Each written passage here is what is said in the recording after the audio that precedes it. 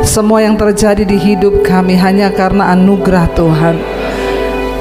Baik itu dalam suka ataupun duka, ajar kami untuk selalu mengucap syukur dan sungguh-sungguh percaya bahwa Tuhan yang pegang kendali atas hidup kami. Terima kasih buat setiap kami yang hadir sore hari ini, kesehatan, kekuatan yang Tuhan berikan. Kami mengucap syukur buat hamba-Mu juga, Engkau tibakan di tempat ini Tuhan. Semua karena anugerah-Mu Bapa. Terima kasih Tuhan, sore ini kami buka hati bagi firman Tuhan. Berbicara bagi kami, sampaikan isi hati-Mu bagi kami, tegur kami, hibur kami, kuatkan kami lewat kebenaran firman-Mu Bapa. Di dalam nama Tuhan kami Yesus Kristus, kami berdoa dan bersyukur. Yang percaya Tuhan di tengah kita, memberkati kita, katakan bersama amin, amin. Tepuk tangan buat Tuhan Yesus. Haleluya. Silahkan duduk Bapak Ibu. Shalom. Bagaimana kabarnya hari ini? Luar biasa, karena kita punya Tuhan yang luar biasa. Ya, kita percaya di hidup ini saudara, kita semua ya mengalami Tuhan secara pribadi dalam segala hal, dalam segala keadaan. Terima kasih Bapak Ibu, kita bersyukur semua karena anugerah Tuhan. Dan hari demi hari bahkan yang kita lewati itu semua karena perkenanan Tuhan. Seringkali kita tuh melupakan penyertaan Tuhan. Makanya kenapa setiap hari, setiap pagi kita perlu berdoa minta perlindungan Tuhan.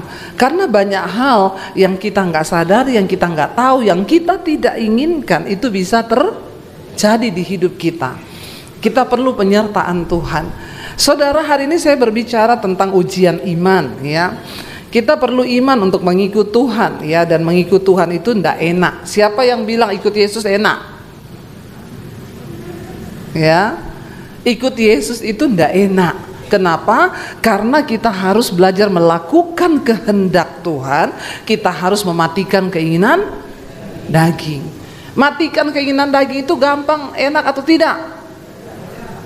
Tidak, karena semuanya pengennya hidup menurut daging. Karena daging ini enak. Rasul Paulus berkata, aku benci tubuh celakaku ini. Ya, karena aku ingin dekat dengan Tuhan, tapi sulit, aku masih diam di dalam tubuhku yang masih bisa marah, bisa tersinggung, bisa kepahitan, bisa kecewa, bisa takut. Tapi kita berdoa saudara, supaya hari ini Tuhan boleh berbicara kepada kita, memberi kekuatan. Buka bersama 1 Petrus pasal yang pertama. 1 Petrus pasal yang pertama, ayat yang ketiga mulai. Ya, pengharapan iman dan kasih judul perikopnya. 1 Petrus pasal yang pertama ayat yang ketiga mulai. Firman Tuhan berkata di sana demikian, terpujilah apa? Allah dan Bapa kita, Bapa Tuhan kita Yesus Kristus yang apa? Yang karena rahmatnya yang besar telah melahirkan kita kembali oleh kebangkitan Yesus Kristus dari antara orang mati pada suatu hidup yang penuh pengharapan. Kita tahu bersama Alkitab berkata kita ini semua sudah mati karena dosa. Tapi karena Kristus kita dilahirkan kembali, menuju kepada apa saudara? Hidup yang penuh dengan pengharapan.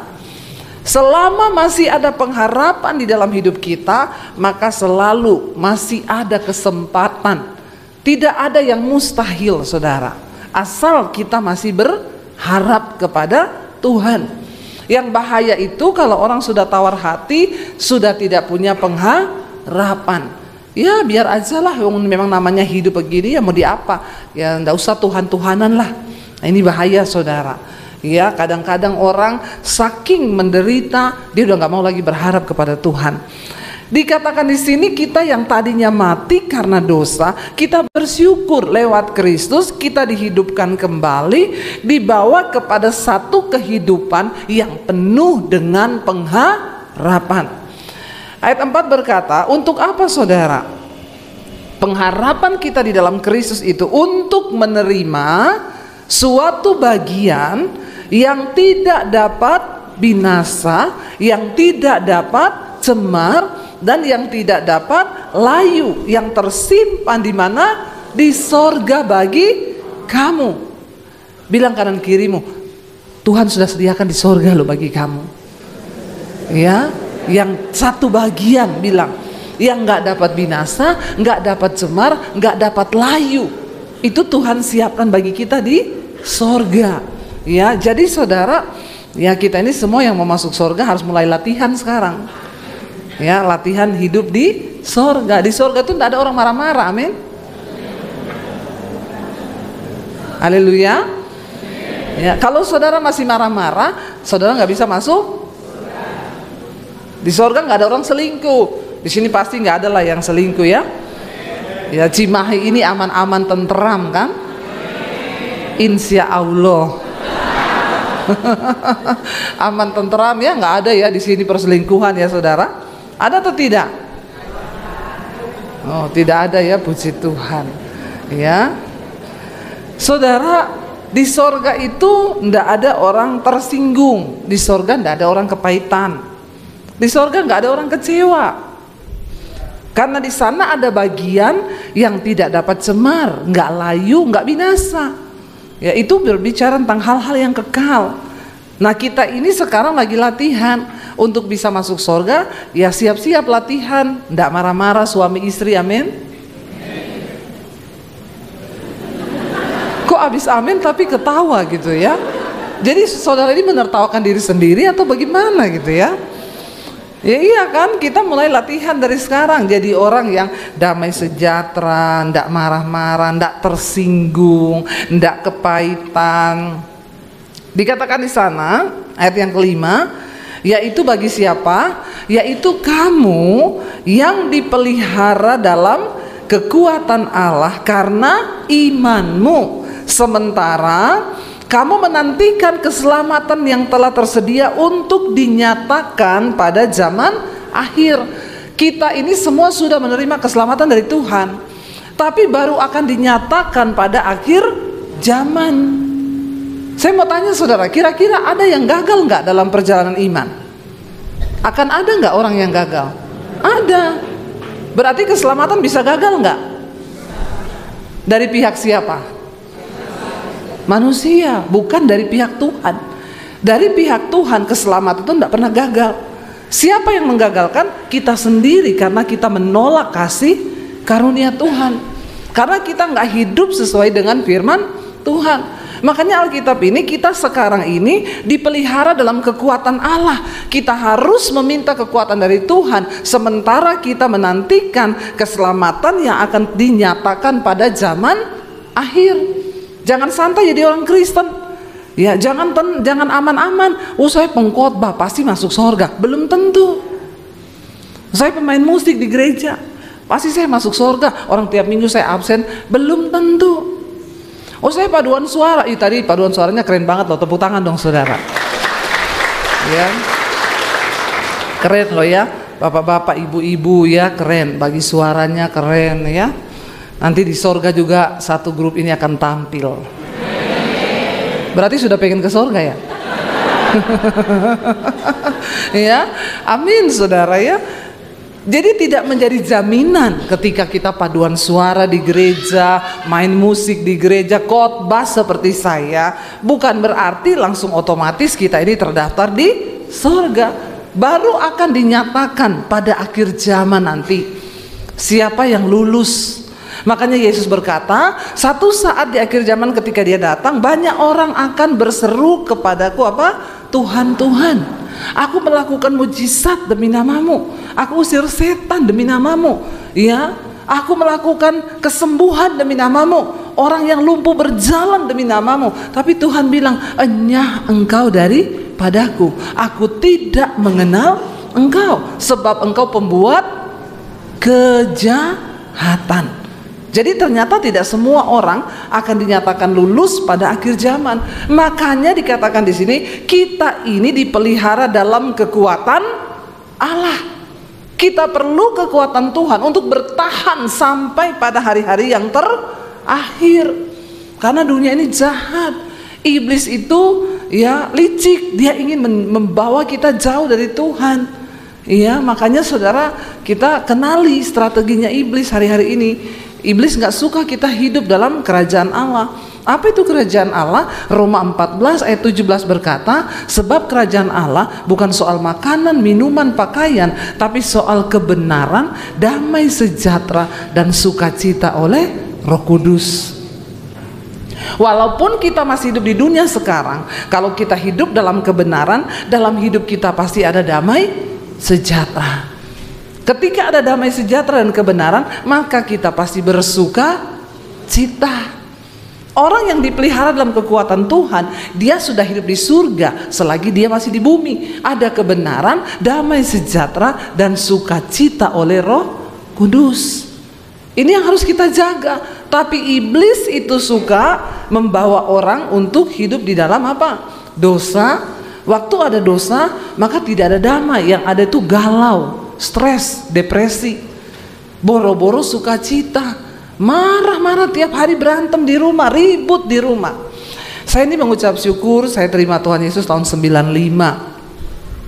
Bapak Ibu yang udah ikut channel saya di YouTube sudah mendengar kesaksian saya, sudah mengenal saya. Ya, nama saya Debbie Basir, papi saya Haji Lights Basjir, kakek saya ya Kiai saudara, dan saya bertobat tahun 95. Saya menerima Yesus sebagai Tuhan dan Juru Selamat. Waktu itu saya mau bunuh diri karena saya sudah tidak ada pengharapan di hidup saya.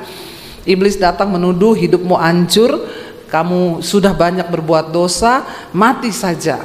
Saat itu saya tidak mengenal Tuhan secara pribadi, sekalipun saya punya agama.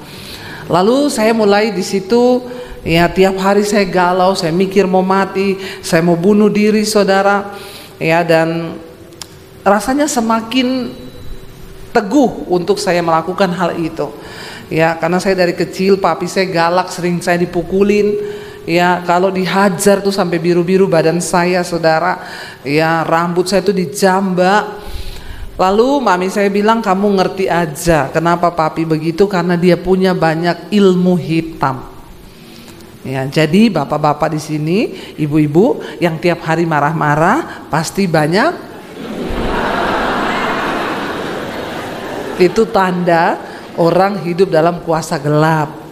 Nggak ada damai sejahtera, tiap hari marah-marah.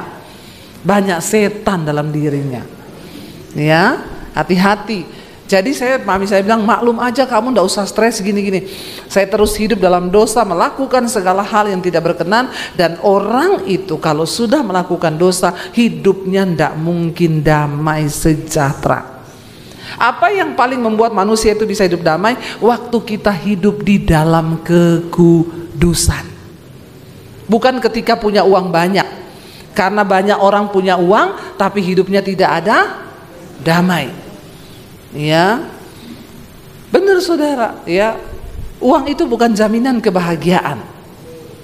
Jangan salah berpikir. Jangan suka iri kalau lihat orang kaya. Enak banget ya kaya. Saya banyak ketemu orang kaya raya ya. Tapi kalau pulang saya bilang sama suami saya lebih bahagia kita. Iya, nggak bisa tidur kalau malam. Ya, punya banyak persoalan. Tiap hari telepon saya diundang makan orang kaya. Saudara, dia yang traktir kami. Makan enak di restoran mahal jutaan. Kami makan, dia terima telepon, marah-marah terus. Gimana sih? Saya kan sudah bilang. Baru duduk ditelepon lagi, bagaimana kamu? Maaf ya Bu Pendeta, maaf saya urusin kerjaan. Saya dibayari makan damai sejahtera enak ketawa ketiwi, dia marah-marah. Jadi yang lebih dari pemenang siapa? Ya, akhirnya waktu dia duduk dia bilang, maaf Bu Pendeta ya, saya itu biasa urus kerjaan. Saya bilang, Pak maaf saya mau ngomong juga sama Bapak. Bapak ini kaya tapi tidak diberkati Tuhan. Iya, benar. Ya. Lalu dia syok waktu saya bilang begitu. Ya, pulang dia bilang sama istrinya, pendeta gila. Berani banget ngatain saya kaya tapi tidak diberkati. Loh iya. Belum tentu orang kaya itu diberkati. Banyak orang kaya hidupnya nggak damai. Ya, makanya saya nggak pernah iri melihat orang kaya. Justru kadang saya kasihan. Ya, kasihan mereka itu tertipu dengan dunia. Tertipu, kan Alkitab bilang hati-hati dengan tipuan kekayaan. Kekayaan itu menipu. Ya, makanya nggak usah kaya-kaya, amin. Loh kok nggak amin loh? Ya, berarti kaya semua nih di sini nih. Loh malah amin loh. Kalau saya bilang orang kaya nggak bahagia malah amin. Bagaimana sih ini jemaat di Cimahi ini, Bapak Gembala? Ya, jadi siapa yang mau kaya?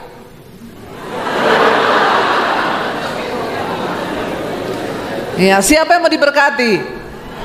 Nah, itu yang benar. Tepuk tangan dong buat jemaat di Cimahi. Ya, saudara, ya kaya aja belum tentu diberkati. Tapi orang yang diberkati hidupnya berkelimpahan dan dia bisa menjadi berkat bagi orang lain.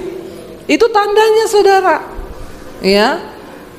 Lalu saudara, saya tuh melihat ya bagaimana orang-orang hidup itu kalau di luar Tuhan, ya tidak ada kebahagiaan, nggak ada damai sejahtera. Terus buat apa? Hari-hari ini orang stres, udah duitnya banyak stres ya, karena banyak prediksi, banyak perkiraan. Wah, nanti kalau uang banyak, kalau kiamat ya buat apa juga tuh uang? Saya berdoa supaya kita semua hidup menjadi orang yang berdampak. Nggak usah tunggu kaya, kita diberkati Tuhan. Dikatakan di sana kita ini dipelihara dalam kekuatan Allah, sementara kita menantikan keselamatan yang tersedia untuk dinyatakan pada zaman akhir. Hati-hati, jangan ada yang gagal di tengah jalan. Kita nggak tahu kapan Tuhan Yesus datang. Nggak usah bicara Tuhan Yesus datang lah. Bicara tentang kematian, nggak ada satupun dari kita yang tahu kapan kita mati kan? Kalau saya bicara kematian, jangan melirik sama yang sudah tua. Saudara melirik tuh, saudara bilang, kayaknya dia duluan ini. Hati-hati saudara ya. Tua itu bukan syarat untuk mati. Saya tadi ya luar biasa ketemu sama Pak Gembala ya. Umurnya Bapak sekarang 87. Wow saudara, itu wow. Itu Tuhan ajaib ya. Bahkan saya lihat Bapak masih naik tangga itu ya nggak goyang-goyang loh, nggak loh. Bapak makan apa Pak? Loh iya loh, ya luar biasa saudara ya. Saya tuh salut kalau melihat orang-orang yang umur lanjut sehat, karena kita kan belum tentu umur kita seperti itu, benar nggak? Kita harus angkat topi bagaimanapun ya, pemeliharaan Tuhan tuh luar biasa ya. Umur tua itu bukan syarat mati. Saya doakan satu orang oma saudara. Saya diundang di ulang tahun oma. Umur berapa oma? Waktu itu dia umur 100. Dalam hati saya, ini pasti ulang tahun yang terakhir. Karena udah 100 loh. Saya tanya sama oma, oma masih dengar, masih ngomong. Oma, rahasia umur panjangnya apa? Coca-Cola sama es batu. Saya panggil cucunya, Bu, sini deh. Kayaknya oma ini pikun. Kenapa? Masa saya tanya rahasia umur panjangnya apa? Dia bilang Coca-Cola sama es batu. Cucunya bilang, betul Bu, betul. Oma ini sampai sekarang masih minum Coca-Cola sama es batu. Itu di depannya yang 2 liter. Saya bilang, sampai sekarang? Saudara ya, tahun depan masih ulang tahun 101. 102 meninggalnya 105. Waktu saya tanya, Oma, jadi Oma mau didoakan apa ini? Doakan supaya cepat dipanggil Tuhan. Kenapa Oma? Udah dikasih umur panjang, mau cepat pulang ke rumah Bapak. Udah capek hidup, bikin susah cucu sama anak. Jangan bilang begitu Oma. Oma terus jadi pendoa ya. Saya pikir 100 tahun itu sudah terakhir, ternyata masih sampai 105. Rahasianya minum. Jadi yang mau sampai 105 pulang silakan. Hati-hati loh ya, menyesatkan ini. Makanya kadang-kadang kan kita dengar orang bilang jangan minum ini, jangan minum itu, jangan ini. Buktinya, benar nggak? Saya tanya, Oma olahraga enggak? Enggak. Angkat beban? Enggak. Enggak latih otot? Enggak. Minum Coca-Cola plus es batu. Saya ketemu satu bapak, saudara, ulang tahun. Umur berapa, Pak? 104. Hah? Bapak 104? Bapak rahasianya umur panjang apa? Dari umur 30 saya enggak makan daging, enggak makan gula, enggak makan tepung, enggak makan roti, enggak makan ini. Sekarang mencapai 104. Jadi Bapak mau didoakan apa? Doakan biar saya mati, Bu. Saya bilang, Pak, kalau tahu dari dulu makan saja daging, makan saja roti, makan saja tepung, makan semuanya. Lah sekarang Bapak suruh doa biar mati. Kan saya nggak mungkin doakan dalam nama Yesus, matilah kau. Kan nggak bisa toh, karena mati itu juga ya haknya Tuhan. Saya tanya, ya ampun, ya 104, nggak makan apa-apa. Yang lebih bahagia yang mana?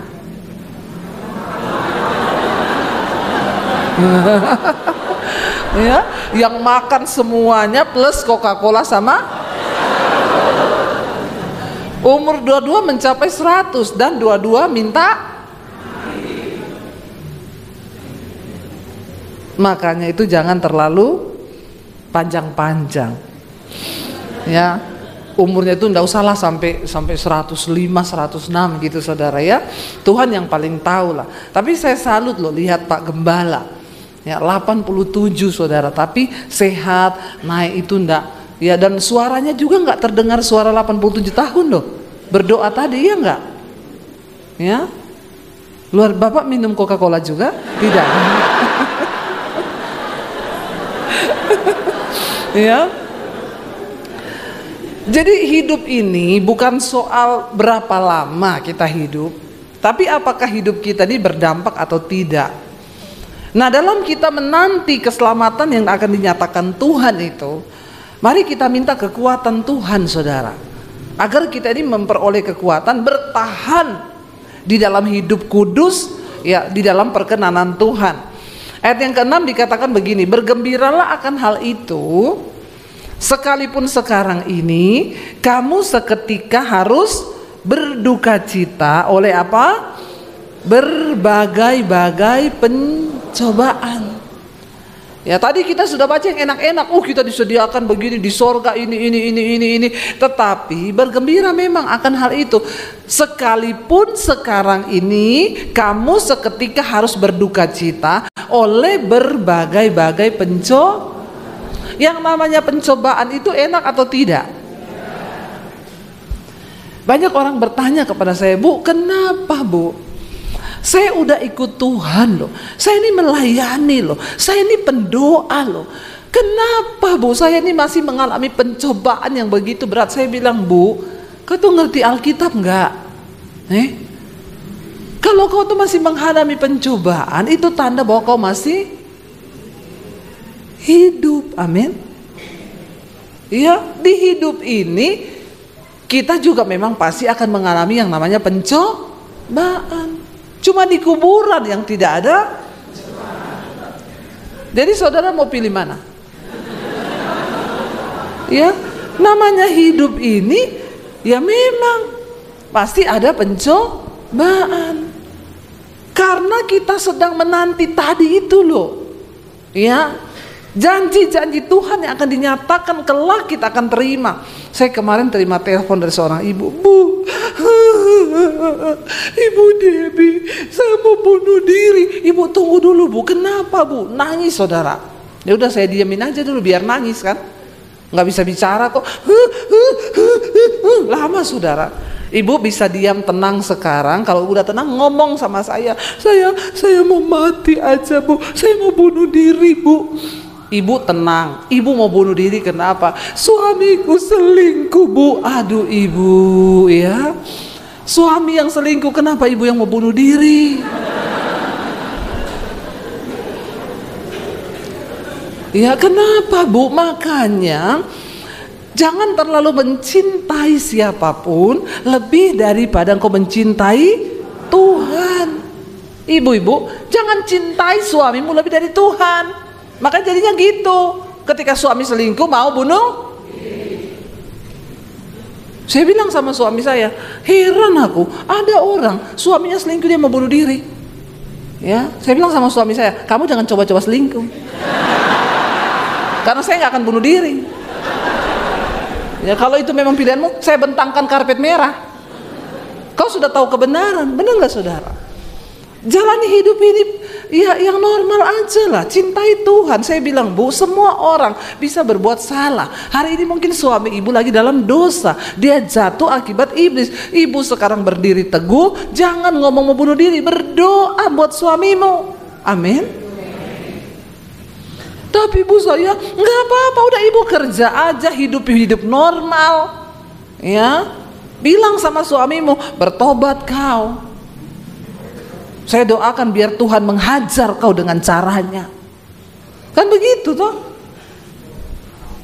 Nggak apa-apa. Ya, nggak apa-apa ya Bu, kalau saya berdoa hajar suamiku Tuhan. Harus. Ya. Dia tanya soalnya sama saya harus berdoa bagaimana Bu? Ya, selama ini ibu berdoanya gimana? Tuhan, jamah suamiku Tuhan. Jangan bilang jamah suamiku Tuhan. Bilang Tuhan, hajar suamiku Tuhan. Nggak apa-apa ya Bu Debbie? Nggak apa-apa, itu Alkitabiah kok. Ya, jadi suaminya pulang dia bilang, aku sekarang doa buat kamu. Doa apa? Tuhan, hajar suamiku. Bu Debbie yang ajari saya berdoa buat kamu seperti itu. Tiba-tiba suaminya telepon saya. Halo, ini dengan pendeta Debbie Basir. Iya, kenapa ya? Kamu tuh pendeta macam apa? Kenapa Pak? Kamu ngajari istri saya berdoa supaya Tuhan hajar saya begitu? Maaf ya Pak, jangan kegeeran kau. Alkitab berkata, Tuhan menghajar orang yang dikasihinya, yang dianggapnya anak. Kalau Bapak masih dikasihi Tuhan, Bapak dihajar sama Tuhan. Tapi kalau Bapak sudah nggak dikasihi, mati kau lagi selingkuh serangan jantung. Langsung nit. Telepon yang Anda tuju sedang lari. Ya, dia pikir dia mau main-main, saudara. Saya bicara ini dengan sesuai firman Tuhan. Alkitab bilang, kalau kau masih dikasihi, kau dihajar sama Tuhan. Ya, bapak-bapak jangan hidup di dalam dosa. Saya bilang, ya ibu kasih tahu firman itu. Jangan ibu mau bunuh diri, cintai Tuhan. Memang selama kita hidup di dunia ini pasti akan ada pencobaan. Tapi ayat 7 berkata, maksud semuanya itu ialah untuk apa? Membuktikan kemurnian imanmu yang jauh lebih tinggi nilainya daripada emas yang sekarang emas berapa 1 gram? Ada yang tahu? Ini naik terus ini, antam ya. Yang suka beli emas ini, saya lihat beritanya tuh di Instagram. Katanya sampai mau mencapai 2 juta per gram. Bersyukurlah yang punya investasi emas. Saya punya 78 kilo. Loh, kok tertawa? Bener, Mas Daniel, suamiku. Nggak usah tepuk tangan, tapi investasinya turun. Makin berat makin turun harga. Ya, saudara, bayangkan emas itu katanya dengar-dengar mau mencapai sampai 101 gramnya 2 juta. Ya, sekarang tuh sudah hampir 1,3 ya. Terakhir 1,16 ya. Itu yang perhiasan, atau 1,6 saudara sekarang. Memang mau sampai di angka 2 juta. Jadi emas itu mahal karena memang emas itu murni. Tapi Alkitab berkata, ya, iman kita ini nilainya jauh lebih tinggi daripada emas yang fana. Nah, iman yang bagaimana yang nilainya jauh lebih tinggi daripada emas? Iman yang diuji kemurniannya dengan api. Ya, kalau dalam hidup kita tuh ada api panas enggak saudara? Panas, tersiksa, rasanya enggak betah. Ya, ini saja saya keringetan, ya minta kipas angin tadi nih saudara. Ya, Memang sekarang di mana-mana panas karena neraka mulai terbuka. Panas. Ya, kalau panasnya begini aja kita nggak tahan, apalagi nanti di neraka. Ya. Nah, di dunia ini kita dikasih Tuhan diizinkan ada api. Emas itu dikatakan murni karena dia dibakar dalam peleburan api. Waktu di titik tingkat panas yang tertentu, yang paling panas, emas itu terpisah dari unsur-unsur lain yang ada yang mencampur. Makanya emas itu mahal. Nah, iman kita dikatakan lebih mahal daripada emas yang fana ketika iman kita ini sudah teruji. Ketika saya terima Tuhan Yesus, tantangan yang berat saya alami dari pihak keluarga. Tadinya saya mau dibunuh, saudara. Itu tidak gampang. Setiap hari saya hidup dalam ketakutan. Ya, kenapa Tuhan Yesus? Cuma percaya sama Tuhan aja diancam mau dibunuh. Ya, tapi sampai satu titik saya bilang gak apa-apa lah, kalau saya mati saya masuk surga. Ya, puji Tuhan terlewati. Tapi saya bilang ya udah, kalau kamu tetap memilih Tuhan Yesus, ya kamu keluar dari rumah, jangan anggap kamu punya keluarga. Buat apa papi bunuh kamu? Papi nggak dapat hatimu, imanmu, cuma dapat tubuhmu yang mati, tapi imanmu nggak. Jadi kalau kamu tetap Kristen, pergi dari rumah, jangan anggap kamu punya keluarga. Tapi satu hal, kalau kamu pergi, jangan bawa ijazahmu. Saya mau lihat Yesus kasih makan kamu pakai apa. Saya tinggalkan keluarga tahun 96, itu saya baru lulus SMA. Saudara, masih begitu muda dan tidak tahu arah. Tapi Tuhan yang memanggil saya cuma bergantung kepada firman Tuhan. Saya itu baca Alkitab sehari 6 jam. Ya, saya baca Alkitab dan itu yang menguatkan iman saya. Zaman saya bertobat tahun 95, belum ada YouTube, belum ada handphone. Ya, kalau saya mau dapatkan kekuatan ya saya harus pergi ke gereja. Sementara saat itu saya nggak bisa bebas untuk ke gereja. Saya ke gereja aja dulu pakai baju senam. Dulu sebelum bertobat saya ini pelatih senam aerobik. Percayalah dulu saya pernah kurus. Nggak usah memandang dengan wajah yang begitu ya. Iya saudara. Jadi tantangan itu berat. Tapi Alkitab berkata iman itu bertumbuh dari aniaya dan pembacaan firman Tuhan. Jadi kalau mau imannya tumbuh harus banyak mengalami Saya berdoa Tuhan aniayalah mereka ini. Lo aniaya itu bukan hanya saudara mau dibunuh, enggak. Ya, saudara disakiti sama menantu. Itu aniaya loh. Apa itu aniaya? Kita bisa balas, tapi kita enggak boleh balas karena kita mau nuruti firman Tuhan. Itu tersiksa saudara. Ya, rasanya ya mau benci orang, Tuhan bilang nggak boleh, doakan dia, mintakan berkat. Ya, kita kan kalau mau doakan musuh kita, orang yang berbuat jahat, Tuhan lagi naik motor diserempet sama beca, ya terus keseleo kakinya atau patah kakinya. Kita pengennya kan berdoanya begitu, jujur manusia. Tapi Tuhan bilang nggak boleh, doakan dia, mintalah berkat. Siapa di sini yang sudah pernah berdoa minta berkat bagi musuhnya? Yang lain nggak punya musuh. Saya doakan supaya punya musuh, saudara. Nggak apa-apa, ya. Kalau itu untuk membuat kita melakukan firman, bagaimana mungkin kita bisa berdoa mendoakan musuh kalau kita nggak pernah punya musuh? Seringkali Tuhan akan izinkan. Ya, kita sudah berbuat baik, ada aja orang yang jengkel sama kita. Nggak apa-apa. Itu diizinkan Tuhan. Itu teraniaya saudara. Ya, anak yang tersakiti oleh orang tua, engkau rasanya pengen begini tapi kau nggak bisa balas, itu aniaya. Ya, tapi di situ iman kita bertumbuh. Belajar. Saya banyak mendengarkan kesaksian orang-orang yang tadinya mau bercerai, hidup dengan egonya masing-masing, tapi ketika mereka mendengarkan firman yang saya sampaikan lewat YouTube, mereka belajar untuk menaklukkan daging dan melakukan kehendak Tuhan. Mereka nggak jadi bercerai loh. Ya, saya lagi makan di Salatiga di restoran, datang 2 orang suami istri, saudara. Tiba-tiba istrinya itu berlutut di kaki saya, dia nangis. Saya kan risih ya, dalam hati saya, Bu, please ya Bu, Kenapa Bu? Berdiri dulu, jangan begitu, jangan nangis begitu. Ibu berdiri, nanti dipikir orang saya ini ngapa-ngapain ibu loh di sini. Ya, dia bilang, Bu, terima kasih Bu, berkat semua firman Tuhan yang ibu sampaikan lewat YouTube ibu. Kami berdua ini tadinya mau bercerai Bu, tapi sekarang kami dipulihkan Tuhan. Sekarang kami tiap malam ikut mesbah doa Bu. Terima kasih. Karena mereka mau belajar melakukan firman. Tadinya pertikaian dalam rumah tangga mereka itu menjadi satu kemelut api yang rasanya menyala dan sangat menyiksa. Tapi waktu mereka tahu firman, bahwa ternyata semua itu Tuhan izinkan terjadi. Ya, kita ini suami istri dibentuk, ya suami dibentuk oleh siapa? Istri dibentuk oleh siapa? Suami.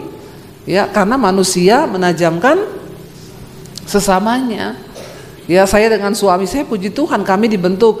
Saya dari suami saya orang Solo, ya saya Solo Wesi.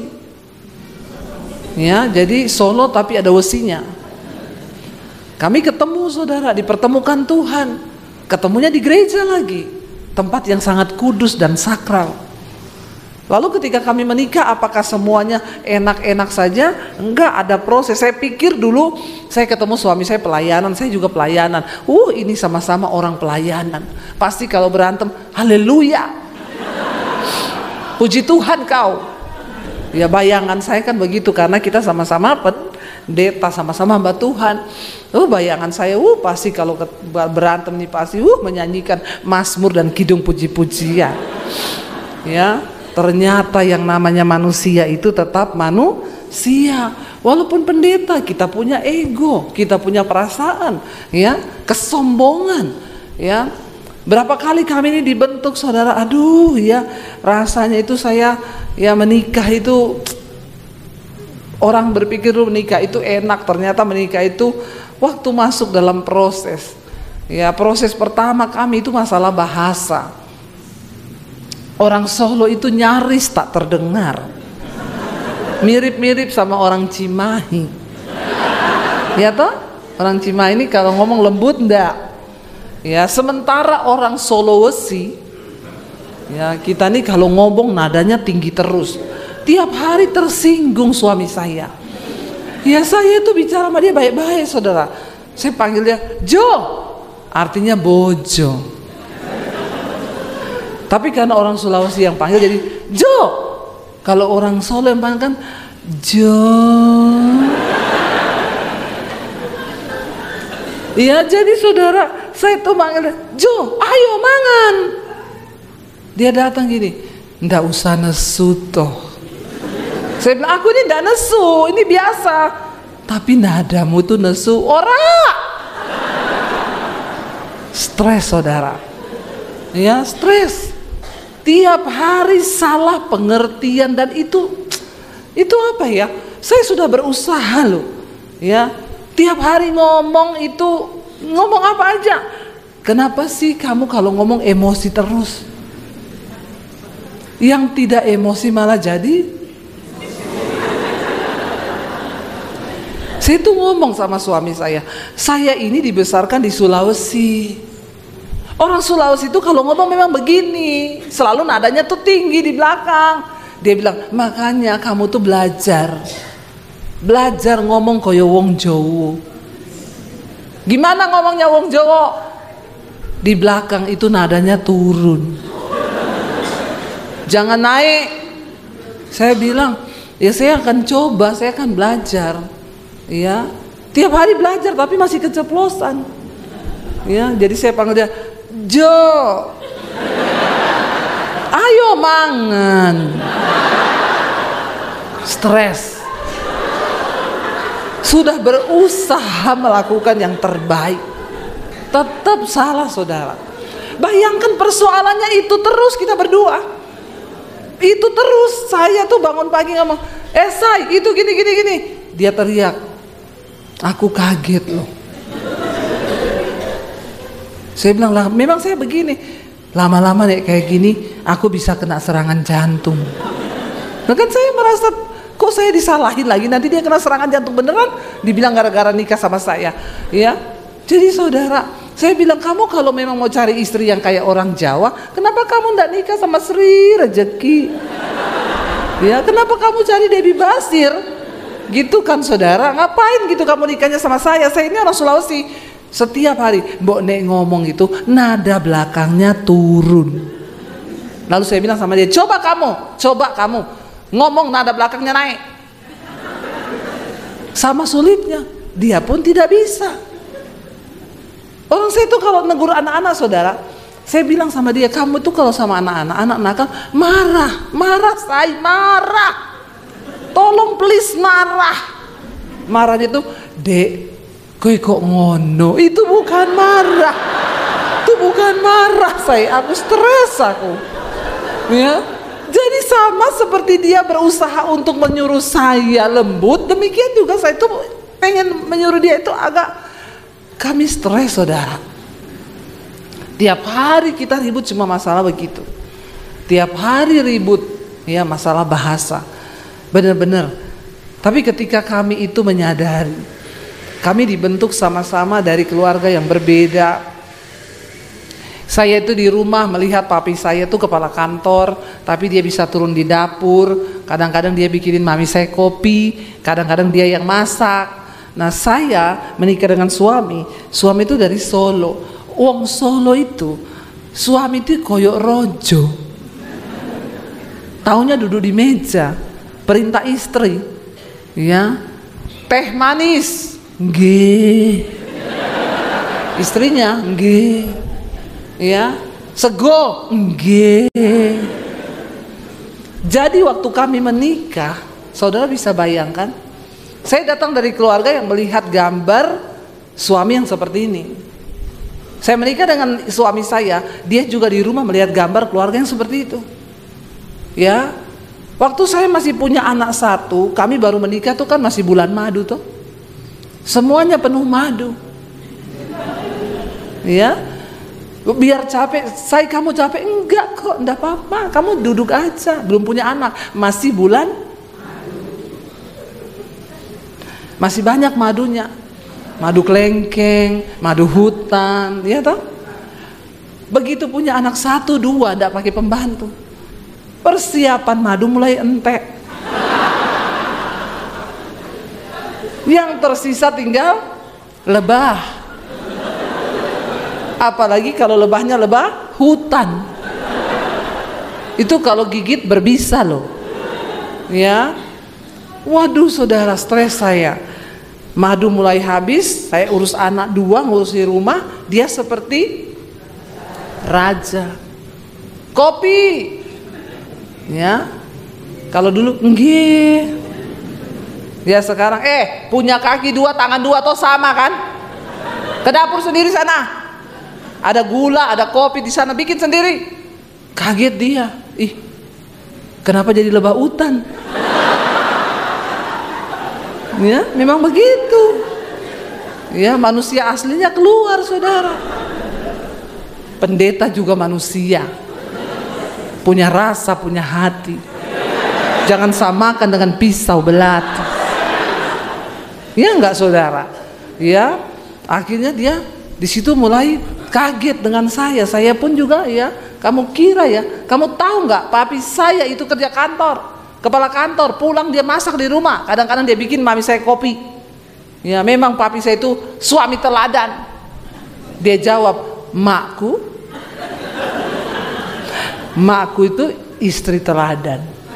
Bapakku tinggal minta sego, inggih. Dia bilang, aku nggak pernah lihat makku marah-marah. Saya jengkel denger gitu, saudara. Iya.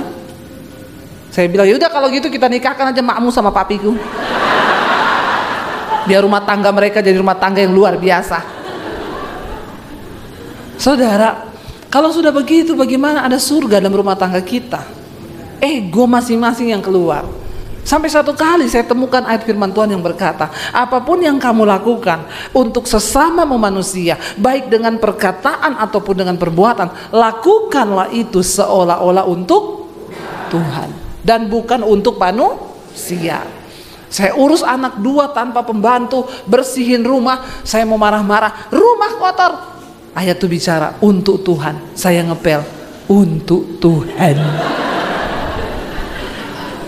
Nggak berani ngomong karena untuk dia teriak, kopi. Saya ke dapur, saya bikin kopi, saya kasih krim, saya aduk untuk Tuhan. Kalau untuk manusia kasih sianida sedikit, maka matilah kau. Ya, tapi karena untuk, kalau kau bikin kopi untuk Tuhan, kau kasih racun, itu untuk Tuhan. Saya belajar tutup mulut untuk Tuhan. Ya, ketika kita mempraktikkan firman Tuhan, ya akhirnya saya melihat suami saya mulai berubah. Ya, dia mulai bantu di dapur, dia mulai apa. Saya kadang duduk di meja, dia datang bikinin saya kopi. Say, ini aku bikinin kopi ya. Ini bikinnya dengan cinta loh. Nggak ada saling menuntut, ego dimatikan. Dulu ribut kami terus tiap hari, masalah kecil jadi besar. Ya, kalau sudah begitu nggak mungkin rumah tanggamu diberkati, nggak mungkin Tuhan curahkan berkat berkelimpahan dalam rumah tangga kita. Kenapa tiap hari ribut? Karena Alkitab berkata, di mana ada dua orang hidup sehati sepikir bersama, kesanalah berkat Tuhan itu diperintahkan. Ya, jadi kami bertobat, saudara. Saya membuat komitmen dengan suami, saya tidak akan memaksa kamu tunduk kepada saya juga tidak tunduk kepadamu dalam artian apa yang kamu mau, tapi kita tunduk pada firman Tuhan. Waktu istri tunduk kepada firman, suami tunduk kepada firman, maka rumah tangga itu menjadi rumah tangga yang diberkati oleh Tuhan. Amin, saudara. Ya, ayo hidupi firman Tuhan itu. Lagu tadi bilang, hidupku menggenapi firman-Mu. Artinya apa menggenapi firman Tuhan? Kalau Tuhan bilang ya jangan marah, jangan marah. Kita menggenapi firman-Nya. Artinya menjadi pelaku firman. Banyak hal besar yang Tuhan mau percayakan dalam hidup kita. Waktu kami mulai berdamai, menurunkan ego masing-masing, kami baru melihat Tuhan bukakan jalan dalam rumah tangga kami. Saudara, Tuhan mulai bawa kami dalam visi-visi yang besar. Ya, dari Solo Tuhan bawa kami pindah ke Jakarta. 15 tahun yang lalu kami tinggalkan kota Solo, dapat suara Tuhan untuk berangkat ke Jakarta. Seperti Abraham disuruh Tuhan tinggalkan negeri. Ya, lalu kami berangkat ke Jakarta. Setahun pertama nggak ada pelayanan, kami hidup, saudara. Ya, aduh, benar-benar dengan iman, naik motor, anak-anak masih di Solo. Kita pulang Jakarta Solo 2 minggu sekali lihat anak. Tadinya masih ada duit naik pesawat. Ya, karena di Jakarta juga tidak ada pelayanan. Tuhan panggil, katanya Tuhan, aku akan memberikan kepada kalian hal yang besar di Jakarta. Ternyata sampai sana tidak ada pelayanan. Yang tadinya di Solo kami pelayanan setiap minggu, di situ tidak ada 1 tahun tidak ada pelayanan. Kita pulang naik kereta, naik pesawat, mulai duit habis, naik kereta. Habis lagi duit, naik bus. Sampai 1 kali saya dan suami pengen lihat anak, kita pulang naik motor, saudara, karena tidak ada duit. 18 jam Jakarta Solo, hujan dari Cirebon sampai di Solo. Badan saya kedinginan, tangan saya biru, kaku semua. Di jalan saya nangis bercucuran air mata. Air mata bercampur air hujan. Bener saya bilang, Tuhan, karepmu Tuhan. Itu bahasa tertinggi dari penyerahan saya kepada Tuhan. Apa yang Engkau mau dari hidup kami, Tuhan? Saya ini ikut Tuhan kok yo menderita terus. Tapi kalau ini yang Engkau mau, karepmu. Sampai di Solo jam 3 pagi. Besok anak-anak bangun, anak saya yang paling kecil waktu itu masih TK kecil, saudara. Ya, saya harus balik ke Jakarta. Lalu anak-anak bilang, Mami, kenapa Mami balik ke Jakarta? Mami di sini aja. Saya bilang, Dek, Tuhan yang panggil Mami sama Papi. Padahal di Jakarta nggak ada pelayanan. Tapi kami berdua, saudara, bersepakat untuk, ayo kita sama-sama genapi panggilan Tuhan. Lalu di Jakarta kami hidup, saudara, kami melayani, mulai dibukakan pintu-pintu. Tapi saudara, berat rasanya. Sampai suami saya bilang, saya terakhir tahun ini, saya mau pulang ke Solo. Kita di Jakarta tidur di kamar yang panas, gak ada AC. Di Solo saya punya kamar ada AC, tempat tidurnya spring bed. Di Jakarta spring bed, tapi bednya sudah tidak ada, tinggal springnya. Jangan tertawa saudara, ini kisah sedih. Harusnya saudara menangis. Tidak enak secara daging untuk menggenapi panggilan Tuhan, tapi kami berusaha taat hanya melihat Tuhan dengan iman. Sampai hari ini, ya kami melihat bagaimana Tuhan menyertai orang yang sungguh-sungguh berjuang, percaya dan beriman kepada Tuhan, tidak akan pernah ditinggalkan. Ketika pandemi datang, ya YouTube saya waktu itu baru 50.000 subscribe. Jadi saudara, 2019 saya dapat suara Tuhan. 2018 kamu ambil alih dunia media untuk penginjilan.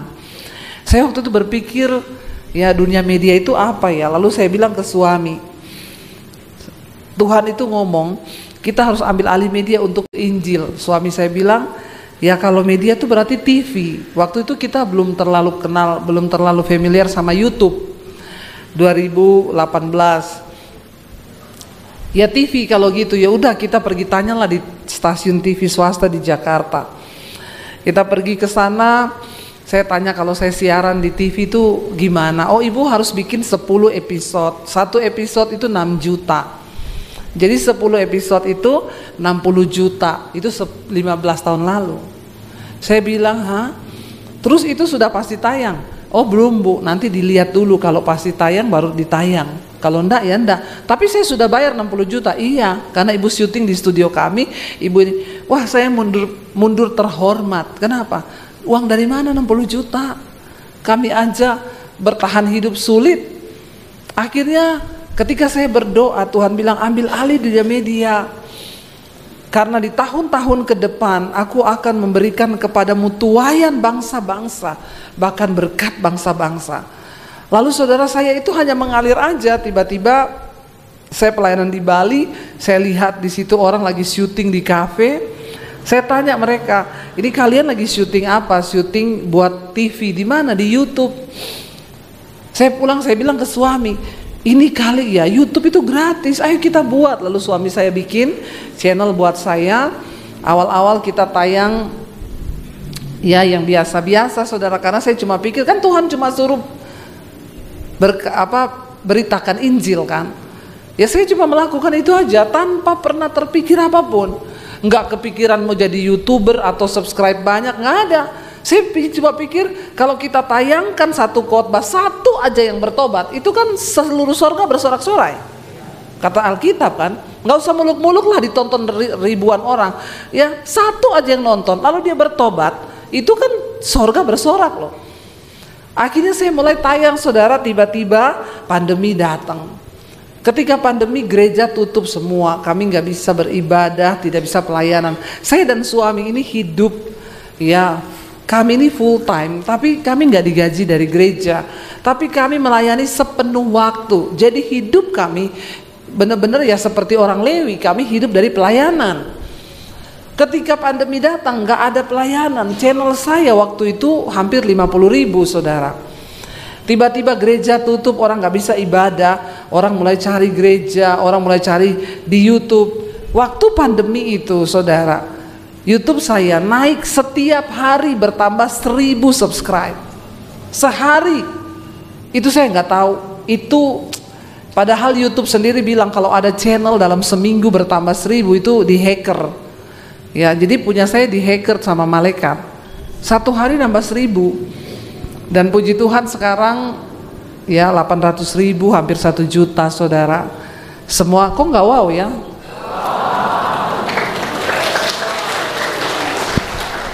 Dan saya melihat di tengah masa pandemi Tuhan pelihara kami. Tadinya kami mau pergi dari Jakarta karena di tengah pandemi saudara tahu kami hanya punya uang sekitar 10 juta. 10 juta bertahan dengan 3 anak di Jakarta. Dan kami tidak tahu pandemi sampai kapan. Waktu itu ya saya bilang sama suami, jangan salahin Tuhan. Yang terburuk kita jual rumah di Jakarta, kita pulang ke Solo.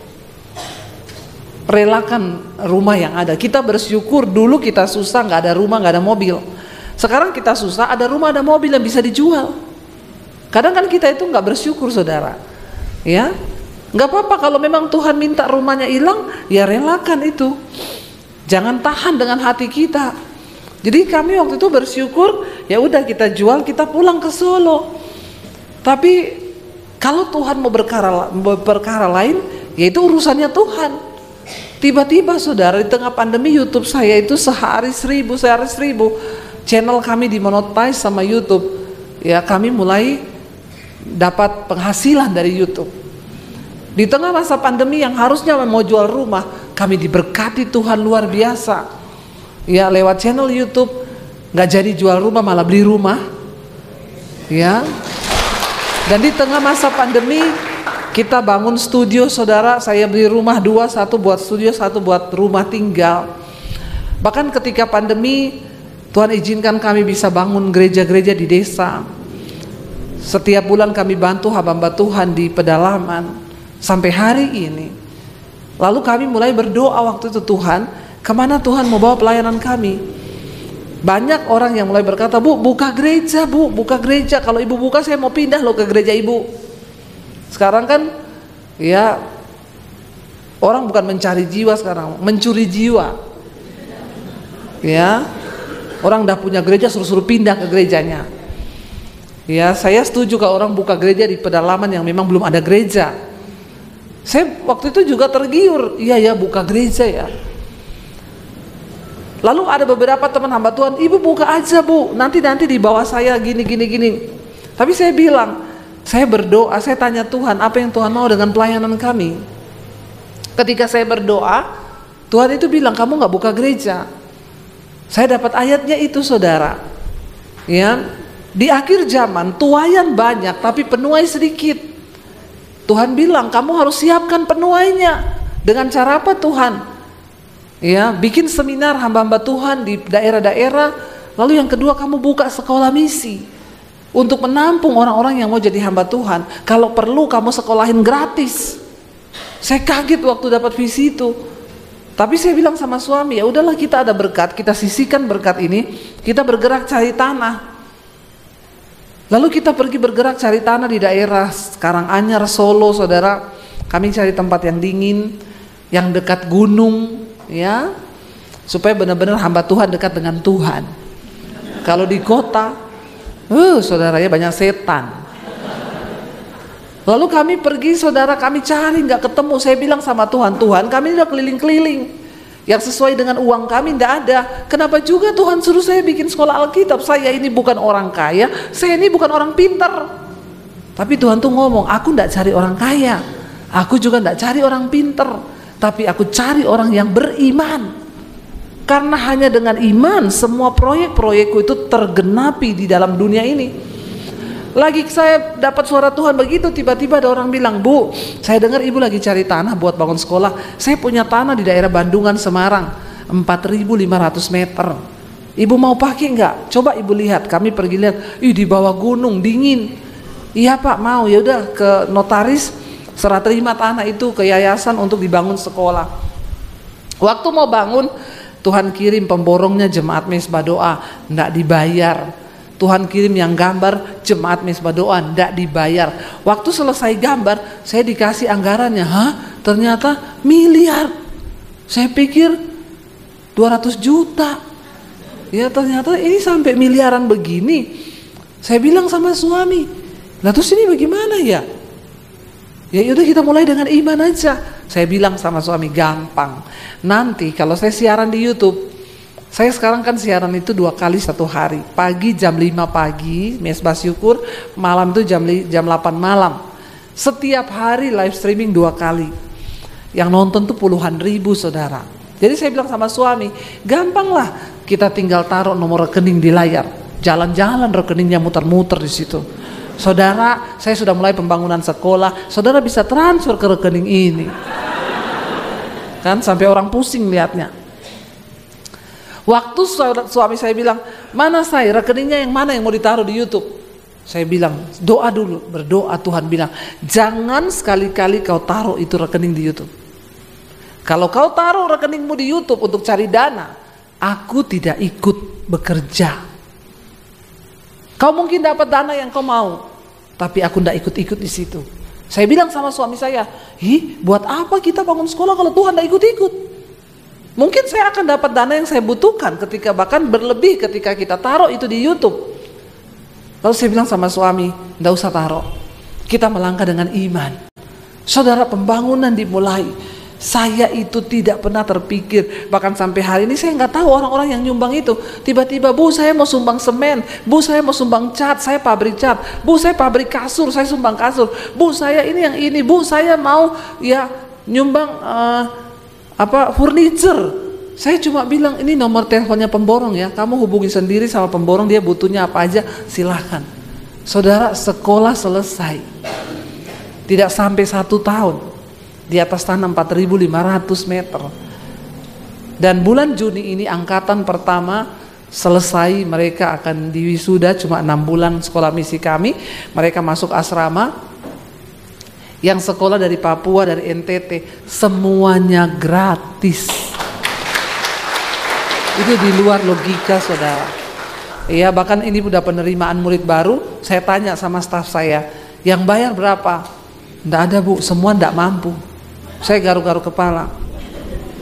Tapi memang dari awal Tuhan bilang begitu. Ya udah, ya saudara tahu ketika kami melangkah dengan iman, yang tidak terbatas itu Tuhan kerjakan. Sekolah saya nggak pernah berkekurangan. Orang setiap minggu ngantar beras, ngantar sembako, ngantar sayur, ngantar ayam, sampai beras itu kelebihan kita bagi ke panti asuhan. Saya itu cuma melihat waktu kita berjalan dengan iman. Tidak ada perkara yang mustahil bagi Tuhan. Saudara, semua penderitaan yang kita alami itu untuk membuktikan kemurnian iman kita. Apa yang kami alami bersama dengan suami, ya bagaimana ketika kita menangis. Saya ini pernah dikejar debt collector, ya karena nggak bisa bayar cicilan rumah. Saya mengalami, makanya kalau ada jemaat telepon, Bu doakan ya Bu, saya dikejar debt collector. Sudah berapa lama Bu? 6 bulan. Saya dulu 2 tahun. Iya, bukan karena saya mau utang nggak bayar, memang nggak bisa bayar. Itu debt collector orang Ambon, namanya Victor, Kristen lagi.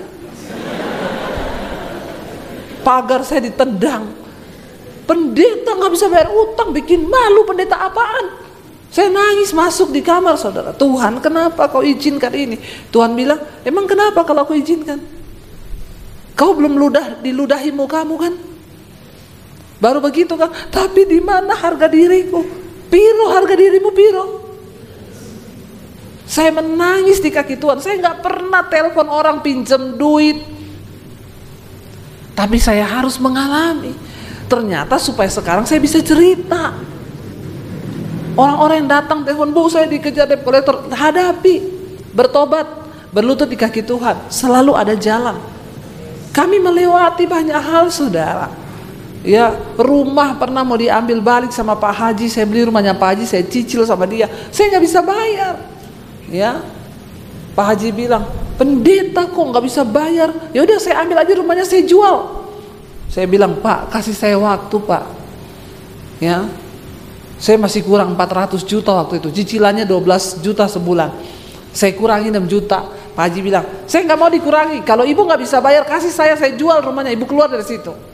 Saya berlutut sama Tuhan. Tiba-tiba orang bantu kami, dilunasi, saudara, 400 juta, nggak dicicil, dilunasi sama Tuhan. Jadi saudara, kami ini mengalami banyak persoalan. Ikut Tuhan itu ndak enak bagi daging kita. Tapi tujuan dari semua itu untuk memurnikan imanmu. Hari ini kami punya begitu banyak kesaksian iman. Kenapa? Karena kami mengalami. Saudara harus punya kesaksian bersama Tuhan. Waktu kita mengalami itu, bilang, Tuhan, aku akan menang menghadapi ini. Supaya aku punya kesaksian iman bagi keluargaku, bagi anak-anakku. Dan biarlah kita menjadi tokoh iman. Amin, saudara. Kita kan rindu nama-nama kita tercatat di dalam kitab kehidupan sebagai tokoh iman kan. Saya percaya waktu kita mau, maka Tuhan pasti turut bekerja. Biar apa yang kami alami itu saya saksikan supaya kita sungguh-sungguh percaya sama Tuhan. Dia Tuhan yang berjanji dan tidak pernah sekalipun Dia mengingkari janjinya. Karena itu bagian kita, ayo jadi pelaku firman, ayo bertobat, ayo sungguh-sungguh hidup dalam Tuhan. Karena ada banyak hal yang supranatural yang bisa Tuhan kerjakan dalam hidup kita waktu kita sungguh-sungguh percaya. Bangkit berdiri bersama, kita naikkan pujian tadi, hidupku menggenapi firman-Mu Tuhan.